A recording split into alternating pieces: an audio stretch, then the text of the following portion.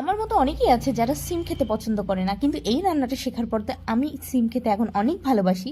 আপনারাও একবার এইভাবে রান্না করে দেখবেন, আশা করি আপনাদেরও খুবই ভালো লাগবে। তো আমি প্রথমেই তেলের উপর দিয়ে দিলাম পাঁচফোড়ন আর তেজপাতা। তারপরে এই আস্তে আস্তে সিমগুলো আর আলুগুলো দিয়ে দিলাম। আমি কাঁচা লঙ্কা দিয়েছিলাম, তারপরে ভালো করে ভেজে নেব। আর ভাজাতেই অনেকটা রান্না এটা হয়ে যাবে। আর অল্প পরিমাণে জল দিয়ে তারপরে যতক্ষণ না এই জলটা শুকাচ্ছে ততক্ষণ আমরা এটা জাল দেবো।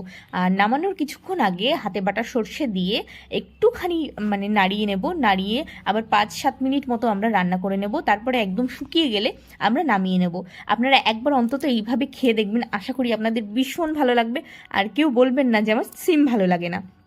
আর তারপরে আনলাম আমরা তাতানকে চুল কাটাতে। 6 মাস হয়ে গেছে, ওকে আমরা কেউ চুল কাটাতে পারছি না। অবশেষে কাকা বাড়িতে এসে জোর করে নিয়ে গেল, ওই যে ফোন দেখতে দেখতে চুল কাটছে। আজকের ভিডিওটা এখানেই শেষ করছি। ভালো লাগলে অবশ্যই লাইক সাবস্ক্রাইব করে দেবেন।